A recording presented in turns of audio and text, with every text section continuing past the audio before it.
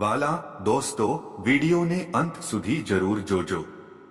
જોઈને તમારા પણ રૂવાડા ઊભા થઈ જશે. મારો દેવર મારી ખૂબ કાળજી લેતો હતો, તેથી જ હું મારા દેવરને ખુશ રાખવા માટે તે જે કપડાં વર કહે તે કરતી. એક રાત્રે દેવરાની ઘરે ન હતી. તે દિવસે મેં મારા દેવરના કપડાં પહેર્યા અને પછી મારા દેવરે મને તેની પત્ની માની. મારી સાથે મિત્રો, મારા લગ્ન ખૂબ જ મુશ્કેલીથી થયા, કારણ કે મારે એક સુંદર છોકરા સાથે લગ્ન કરવા હતા. હું પોતે પણ સુંદર હતી, પરંતુ હું બહુ ગરીબ હતી. તેથી જ મારા માટે જે પણ સંબંધ આવતો તે છોકરો ગરીબ હતો અને કદરૂપો પણ. તેથી હું ઘણા વર્ષો સુધી લગ્ન કરવાની ના પાડતી રહી અને મારા વાળ પણ સફેદ થવા લાગ્યા. મારા પિતા મૃત્યુ પામ્યા હતા અને મારા લગ્નની રાહ જોતા મારી માતાનું પણ અવસાન થયું હતું. મારા ભાઈ અને ભાભીએ મને આ બાબતે ટોણા મારવાનું શરૂ કર્યું હતું. પણ હું મારી જીદ પર અડગ રહી. હું ઈચ્છતી હતી કે મારા પતિ મારા જેવા સુંદર ગામમાં હોય અને તે પણ અમીર હોવા જોઈએ, કારણ કે હું ગરીબીથી કંટાળી ગઈ હતી. પરંતુ એક દિવસ મારી ઈચ્છા પૂરી થઈ ગઈ હતી અને મારા પરિવારના સભ્યોએ મને એક છોકરાનો ફોટો બતાવ્યો હતો, જે ખૂબ જ સુંદર હતો. જે દિવસે તે મારો સંબંધ લઈને આવ્યા હતા, તે સાથે ઘણો સામાન પણ લાવ્યા હતો.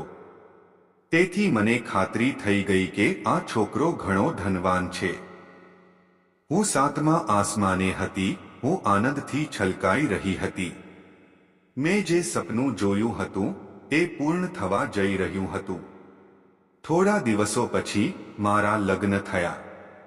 મારા લગ્ન થયા ત્યારે હું ખૂબ ખુશ હતી, પરંતુ મારી બધી ખુશી લગ્નની પહેલી રાતે ઉડી ગઈ હતી, કારણ કે મારા પરિવારે મને મારા પતિની યુવાનીની એક તસવીર બતાવી હતી, જેમાં તે ખૂબ સુંદર હતો, પરંતુ હવે તે તેની ઉંમર વધવા કારણે વૃદ્ધ દેખાતા હતા. મારી ભાભીએ મારી સાથે દગો કર્યો હતો, પરંતુ હવે મારા લગ્ન થઈ ગયા હતા. તેથી મેં ધીરજ રાખી હતી કે જો મેં મારા પતિને છૂટાછેડા આપ્યા હોત તો મને છૂટાછેડાના પરિણામોનો સામનો કરવો પડ્યો હોત. હું કલંકિત થઈ ગઈ હોત અને કોઈએ મારી સાથે લગ્ન કર્યા પણ ન હોત. આમ પણ મારા સાસરિયાના ઘરમાં સાસુ અને સસરા પણ ન હતા. મારા પતિ અને તેમનો એક નાનો ભાઈ હતો. અમારું એક નાનું કુટુંબ હતું અને હું અહીં રાજ કરવાની હતી. પણ એક દિવસ મારા દેવરે તેના ભાઈને કહ્યું કે હવે તે લગ્ન કરવા માંગે છે. આ સાંભળીને હું ખુશ થઈ ગઈ કે હવે હું તેની માટે છોકરી જોવા જઈશ. પરંતુ તેણે અમારા સામે કહ્યું કે તેણે છોકરી પસંદ કરી લીધી છે અને તે સાથે સંબંધ બાંધવા માંગે છે. તેથી અમે તરત જ જઈને તેનો સંબંધ ફાઇનલ કર્યો અને મારા દેવરના પણ લગ્ન થઈ ગયા. દેવરની પત્ની આવતાની સાથે જ તેના રૂમમાં ગઈ, કારણ કે તે દિવસે તે ખૂબ જ થાકી ગઈ હતી. સાંજ પડી. જ્યારે હું મારા રૂમમાંથી બહાર આવી ત્યારે મેં મારા દેવરના રૂમમાં જોયું. આ સમયે તે લોકો શું કરી રહ્યા છે મેં વિચાર્યું, તેને પૂછી લઉં કે નહીં, પરંતુ આ જોઈને મને નવાઈ લાગી કે મારી દેવરાની એ તો મારા દેવરના કપડાં પહેર્યા હતા. આ જોઈને હું ધ્રુજતી રહી ગઈ, કારણ કે તે છોકરી મને શરૂઆતથી જ ખૂબ જ અલગ લાગતી હતી. હું જમવા જતી હતી, પરંતુ આ જોઈને હું ત્યાં જ અટકી ગઈ, કારણ કે હું સમજી શકતી ન હતી કે મારા દેવરની પત્ની આવું કેમ કરી રહી હતી. આ જ ક્ષણે મારી નજર મારા દેવર પર પડી, જેને તેની પત્નીના કપડાં પહેર્યા હતા. હવે તેને શું થયું છે? આ જોઈને હું વધુ ચોંકી ગઈ. બંને એકબીજા સાથે કંઈક બોલતા હતા, પરંતુ તેઓ શું બોલી રહ્યા હતા તે હું સાંભળી શકતી ન હતી. પણ હું તેમને જોઈ રહી હતી અને પતિ પત્ની બંનેના રૂપ જોઈને હું આશ્ચર્યચકિત થઈ ગઈ. પછી તે જ સમયે મારી દેવરની પત્ની તેના પતિના કપડાં પહેરીને ઘરની બહાર નીકળી ગઈ હતી, જ્યારે મારા દેવર તેની પત્નીના કપડાં પહેરીને સૂઈ ગયા હતા. આ જોઈને હું મારા રૂમમાં આવી અને પરેશાન થઈ ગઈ. અને વિચારવા લાગી કે મારે આ બધું મારા પતિને કહેવું જોઈએ કે નહીં, પરંતુ મેં તે રાત્રે મારા પતિને આ વાત કહી ન હતી. જ્યારે સવાર થઈ ત્યારે મારા દેવરની પત્ની ઘરે પરત આવી અને છુપાઈને તેના રૂમમાં ગઈ. મેં રસોડાની બારીમાંથી આ બધું જોયું હતું, પરંતુ હું ચૂપ રહી. અને નાસ્તો તૈયાર થયો ત્યારે પતિ પત્ની બંને રસોડામાં આવ્યા. મેં જોયું કે મારા દેવરે પીળો સૂટ પહેર્યો હતો અને તેની પત્નીએ પણ પીળી સાડી પહેરી હતી. નાસ્તા દરમિયાન બંને ખૂબ હસતા હતા અને હું વિચારી રહી હતી કે રાત્રે બંનેને શું થયું હતું. બીજા દિવસે પણ એવું જ થયું. હું ફરી મારા રૂમમાંથી બહાર આવી અને મારા દેવરની બારીની અંદર જોવા લાગી. મારો દેવર પલંગ પર સૂતો હતો અને તેમની પત્ની બાથરૂમમાં હતી. જ્યારે તે બહાર આવી ત્યારે મેં જોયું કે તેણે તેના પતિનો પેન્ટ શર્ટ પહેર્યો હતો અને તેના લાંબા વાળને ટોપીમાં છુપાવ્યા હતા. જ્યારે તેણે જેકેટ પહેર્યું ત્યારે તે એકદમ છોકરા જેવી દેખાતી હતી. હું તેને જોતી જ રહી. ગઈકાલની જેમ તે તેના પતિ સાથે વાત કરી અને પછી તેના રૂમમાંથી બહાર આવી. હું ઝડપથી સંતાઈ ગઈ જેથી તે મને જોઈ ન શકે. મેં જોયું કે મારા દેવરની પત્નીએ દરવાજો ખોલ્યો અને ઘરની બહાર નીકળી ગઈ. પછી 3 રાત સુધી આમ જ ચાલ્યું. મારો દેવર તેની પત્નીના કપડાં પહેરીને બેડ પર સૂતો હતો, જ્યારે તેની પત્ની તેના કપડાં પહેરીને ઘરની બહાર જતી રહી હતી. હું સમજી શકતી ન હતી કે તે આ કેમ કરી રહી હતી. પછી એક રાત્રે કેટલાક લોકો અમારા ઘરે આવ્યા. હું મારા રૂમમાં હતી અને થોડા સમય પહેલા મારી દેવરની પત્ની તેના કપડાં પહેરીને જતી રહી હતી. ત્યાં 3 લોકો આવ્યા હતા અને તેમના હાથમાં બંદૂક પણ હતી. જેમાં લોકો અમારા ઘરે આવ્યા તે તરત જ સીધા મારા દેવરના રૂમમાં ગયા અને મારા દેવરને પોતાની સાથે લઈ ગયા. તે મારા દેવરને બેહોશીની હાલતમાં લઈ ગયા હતા અને મેં જોયું કે મારા દેવરે હજુ પણ તેની પત્નીના કપડાં પહેર્યા હતા. આ જોઈને હું વધુ ડરી ગઈ, કારણ કે તેના હાથમાં બંદૂક હતી અને જે કોઈ તેની સામે આવે તે તેને ગોળીથી મારી નાખે તે માટે મેં મારા પતિને પણ જગાડ્યા નહીં. તે સૂતા હતા. પરંતુ મેં તેને કહ્યું ન હતું કે કેટલાક લોકો તેના ભાઈનું અપહરણ કરી લઈ ગયા છે. આ પછી મને એટલો ડર લાગ્યો કે હું મારા પલંગમાં પડી ગઈ અને જ્યારે મેં મારી આંખ ખોલી તો મેં જોયું કે મારા દેવરની પત્ની ઘરે આવી હતી અને તેના રૂમમાં બેઠી હતી. મેં તેને કહ્યું, તું અહીં ખુશીથી બેઠી છે અને તારા પતિનું કેટલાક લોકોએ અપહરણ કર્યું છે. મારા દેવરની પત્ની ઘરે આવી ત્યારે મેં તેને બધું કહ્યું, પણ તે સાંભળીને હસવા લાગી. હું વિચારતી હતી કે તે તેના પતિની ચિંતા કરશે, તે રડશે અને કહેશે મારા પતિ જીવિત હશે કે નહીં, પરંતુ તે છોકરી ખૂબ જ વિચિત્ર હતી. તેને કંઈ કર્યું નહીં અને ત્યાં જ ખુશીથી બેઠી હતી, જાણે તે તેનો પતિ જ ન હતો, જાણે મારો હતો. હું તો મારા દેવરના અપહરણથી ખૂબ દુઃખી હતી. હું તેના વિશે વિચારીને જ ચિંતિત થઈ રહી હતી કે મારા દેવરે કંઈ ખાધું હશે કે નહીં, તેની શું સ્થિતિ હશે. તે ગયા પછી હું રડતી રહી કે તે લોકો મારા દેવરને મારી નાખ્યા હશે. તો હું આ વિચારીને જ ધ્રુજતી હતી, કારણ કે મને મારા દેવરથી ઘણો પ્રેમ હતો.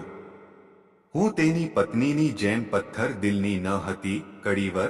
મારું હૃદય ખૂબ નરમ હતું. એટલે હું જલ્દી મારા રૂમમાં ગઈ અને મારા પતિને આખી વાત કહી. આ સાંભળીને તે પણ પરેશાન થઈ ગયા, કારણ કે તેનો એક ભાઈ હતો જે તેને ઘણો વહાલો હતો. મારા પતિ મને પૂછવા લાગ્યા, એ લોકો કોણ હતા. આ સાંભળીને મેં તેમને કહ્યું કે મેં તે લોકોને જોયા નથી, પરંતુ હું એટલું જાણું છું કે તારી ભાભી બહુ હોશિયાર છોકરી છે અને તારા ભાઈના અપહરણમાં આ છોકરીનો હાથ છે. પહેલા મેં મારી દેવરની પત્નીએ અમારી વાતચીત સાંભળી ન હોય તે તેની ખાતરી કરવા માટે મેં અહીં અને ત્યાં જોયું, પરંતુ તે નજીક ન હતી. એટલા માટે મેં મારા પતિને કહ્યું કે મને તમારી ભાભીથી પહેલા દિવસથી જ શંકા છે. આ છોકરી તમારા ભાઈને મારી નાખવા માંગે છે. આ સાંભળીને મારા પતિ ગુસ્સે થઈ ગયા અને કહ્યું કે હું આ છોકરીને આ ઘરમાંથી કાઢી મૂકીશ. પરંતુ મેં તેને ઠંડા કર્યો અને કહ્યું કે આ પહેલા તમે તમારા ભાઈને ઘરે લઈ આવો. આ પછી તમારા ભાઈને કહો કે આ છોકરીને છૂટાછેડા આપી દે. આ સાંભળીને મારા પતિને રાહત થઈ અને પછી તે ઘરેથી બહાર ગયા. અને મેં મારા દેવરની પત્ની સાથે વાત કરી ન હતી. તે પણ જમીને તેના રૂમમાં ચાલી ગઈ હતી. ત્યારે મારી ભૂખ મરી ગઈ હતી. મારા દેવરનું અપહરણ થયું હતું અને મારો પતિ તેની પાછળ ગયો હતો. ખબર નહીં આગળ શું થવાનું હતું. પછી સવારથી સાંજ થઈ, પરંતુ મારા પતિ ઘરે આવ્યા ન હતા. મેં ઘણી વખત તેને ફોન કર્યો, પરંતુ તેણે મારો ફોન ઉપાડ્યો નહીં. આ વિચારીને મને વારંવાર ગુસ્સો આવતો રહ્યો, પરંતુ મારો પતિ હવે તેની ભાભીનો ગુસ્સો મારા પર કાઢી રહ્યો હતો. પરંતુ મારો શું વાંક હતો? હું વિચારતી હતી કે જલ્દી મારા પતિ મારા દેવરને ઘરે લઈ આવે. પછી હું મારા દેવરને કહીશ કે તે આ હોશિયાર છોકરીને છૂટાછેડા આપીને તેને ઘરની બહાર કાઢી નાખે, કારણ કે તે પોતે જ તેના કપડાં પહેરીને જતી રહી હતી અને મારા દેવરનું અપહરણ કરાવ્યું હતું. પરંતુ જ્યારે તે ઘરે આવે ત્યારે હું મારા દેવરને આ કહું ને, પરંતુ હજુ સુધી તે ઘરે આવ્યો ન હતો. મને લાગ્યું કે મારો દેવર મારી વાત માનશે અને તેની સાચી વાસ્તવિકતા જાણશે. હવે તેને ખબર પડશે કે તેને આ છોકરી સાથે લગ્ન કરીને મોટી ભૂલ કરી છે. પછી સાંજથી રાત થતાં મારા પતિ ઘરે આવ્યા. મારો દેવર પણ તેની સાથે હતો. આ જોઈને હું આનંદથી રડી પડી. મારા પતિ તેમના ભાઈને ઘરે પાછા લાવ્યા હતા. મેં કહ્યું, અરે તમે ક્યાં ગયા હતા? અને તમારી પત્ની તમારા જવાથી ખૂબ ખુશ હતી. મેં આ વાત મારા દેવરને તરત જ કહી, જેથી તેની પત્ની આવીને તેને બીજું કશું કહે નહીં. હવે હું મારા દેવરને તેની પત્ની વિશેનું સાચું સત્ય કહેવા માંગતી હતી, જેથી તેની સાથે ફરી આવું ન થાય. પરંતુ આ સમયે મારા દેવરની પત્ની આવી અને કહેવા લાગી, હું તમારા જવાથી ખૂબ પરેશાન હતી અને મારા રૂમમાં બેસી તારા આગમન માટે ભગવાનને પ્રાર્થના કરતી હતી. આ સાંભળીને હું ચોંકી ગઈ. આ છોકરી એટલી નાની હતી, પરંતુ પહેલા તેણે તેના પતિનું અપહરણ કરાવ્યું અને હવે તેની સામે નિર્દોષ વર્તન કરી રહી હતી, જેથી તે તેને છૂટાછેડા ન આપે અને તેને ઘરની બહાર ફેંકી ન દે. આ સાંભળીને મને ગુસ્સો આવ્યો અને મેં મારા દેવરને કહ્યું, તમારી પત્ની ખોટું બોલી રહી છે. તેણે જ આ બધું કર્યું હતું અને તે તમને મારી નાખવા માંગતી હતી. તેથી તમે તેની સાથે સંબંધ તોડી નાખો અને તેને ઘરની બહાર કાઢી મૂકો, કારણ કે તમારી પત્ની તમારા જીવની દુશ્મન છે અને તેણે તમને અપહરણ કરીને રાખવાની યોજના બનાવી હતી. આ સાંભળીને મારો દેવર મારી સામે જોવા લાગ્યો, પરંતુ મેં નક્કી કરી લીધું હતું કે હું આજે જ આ છોકરીને મારા ઘરમાંથી કાઢી મૂકીશ. આ સાંભળીને મારો દેવર તેની પત્નીને છૂટાછેડા આપવા લાગ્યો, પરંતુ તે પહેલા મારા પતિએ તેને અટકાવી દીધો. આ જોઈને હું મારા પતિ સામે જોઈને પૂછવા લાગી, તેને તેના ભાઈને આવું કરતા કેમ રોક્યા? જો આ છોકરાને આજે છૂટાછેડા મળ્યા હોત તો મને રાહત મળી હોત. તમે તમારા ભાઈને આવું કરતા કેમ રોક્યા? આ છોકરી પરિવારમાં દુશ્મન છે, તેને હવે ઘરમાંથી કાઢી મૂકવી જોઈએ. આ સાંભળીને મારા પતિ કહેવા લાગ્યા, મને આખું સત્ય ખબર પડી ગયું છે કે આ છોકરી આ ઘરની દુશ્મન નથી, પરંતુ કૈસા તું મારા ઘરની દુશ્મન છે. આ સાંભળીને મને આશ્ચર્ય થયું કે મારા પતિ શું બોલે છે. હું મારા પતિ અને દેવરને ખૂબ પ્રેમ કરતી હતી, તો તે મને દુશ્મન કેમ કહી શકે? મેં મારા પતિના ચહેરા પર એ જ કહ્યું કે આ હોકરીએ તમને આ બધું કહ્યું છે ને? મેં પૂછ્યું. તો મારા પતિ ગુસ્સેથી કહેવા લાગ્યા, હું આ તે જ સમયે જાણતો હતો જ્યારે હું મારા ભાઈને લેવા ગયો હતો. જી, તેની પત્નીએ નથી કર્યું, પરંતુ આની પાછળ તારો હાથ હતો. મારા પતિએ જે કહ્યું તે સાંભળીને હું સ્તબ્ધ થઈ ગઈ. મેં આ પરિવાર માટે ઘણું કર્યું હતું, પરંતુ આ પરિવારના સભ્યો મારા પર આરોપ લગાવી રહ્યા હતા. મેં મારા દેવર તરફ જોયું અને ઉદાસ ચહેરા સાથે કહ્યું, મેં આ નથી કર્યું. આ લોકો મારા પર આરોપ લગાવે છે. આટલું કહીને હું રડવા લાગી કે ત્યાર પછી મારા પતિએ મારી સામે એક વિડિયો ચલાવ્યો, જેમાં તે 3 લોકો પોલીસ સ્ટેશનમાં ઊભા જોવા મળ્યા હતા અને માર ખાતા તેઓ પોલીસને નિવેદન આપી રહ્યા હતા કે જે વ્યક્તિનું અમે અપહરણ કર્યું હતું તેની ભાભીએ આ કામ માટે અમને પૈસા આપ્યા હતા. આ સાંભળીને હું સાવ ચૂપ થઈ ગઈ, પરંતુ વિડિયો જોયા પછી મારા દેવરની પત્ની મારા પતિને કહેવા લાગી, શું તમે તમારી પત્નીની વાસ્તવિકતા આજ જોઈ છે? મેં તો તે દિવસથી જોઈ હતી જ્યારે ભાભી અમારા રૂમમાં ચોરી છુપીથી જોતી હતી. ત્યારે જ મને અહેસાસ થયો કે તે અમારું ઘર બસવા નહીં દે. તેમને મારા પતિથી દૂર રાખવા માટે મેં મારા પતિના કપડાં પહેરીને બહાર જવાનો ઢોંગ કરવાનો રસ્તો શોધી કાઢ્યો અને મારા પતિ પણ રાતે એવો ઢોંગ કરતા જાણે તે એકલા હોય. પરંતુ એવું ન હતું. હું તરત જ ઘરે પાછી આવી જતી, પરંતુ હું ઈચ્છતી હતી કે તમારી પત્નીને આ ખબર ન પડે. તેથી જ હું વહેલી સવારે ફરી અંદર આવવાનું નાટક કરતી. મારા દેવરની પત્નીની વાત સાંભળીને મને આશ્ચર્ય થયું. જ્યારે મારા પતિએ મારી તરફ જોયું ત્યારે મેં શરમથી માથું નમાવી દીધું. પણ હવે મારી વાસ્તવિકતા બધાની સામે આવી ગઈ હતી, તેથી તેને છુપાવવાનો કોઈ ફાયદો ન હતો. ખરેખર મને મારા પતિ નહીં, પરંતુ દેવર પસંદ હતો. મને લાગ્યું કે મારા પતિ વૃદ્ધ છે, તે થોડા વર્ષો પછી મરી જશે. તેથી હું મારા દેવર સાથે લગ્ન કરીશ, કારણ કે તે મારા જેવો સુંદર હતો. એટલા માટે હું ઈચ્છતી હતી કે તે લગ્ન ન કરે, પરંતુ તેણે આ સુંદર છોકરી સાથે લગ્નજી કરી લીધા હતા અને હું તેની પત્નીને નફરત કરતી હતી. હું ઈચ્છતી હતી કે મારો દેવર તેની પત્નીને છૂટાછેડા આપે અને તેને ઘરની બહાર કાઢી મૂકે.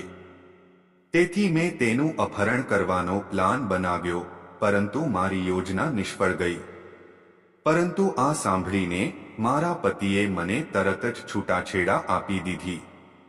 મેં મારી દેવરાની માટે ખાડો કર્યો હતો, પરંતુ હું જ તેમાં પડી ગઈ. ખરાબ કામનું ખરાબ પરિણામ. જો મિત્રો તમને વાર્તા પસંદ આવી હોય તો ચેનલને સબસ્ક્રાઇબ કરવાનું ભૂલતા નહીં.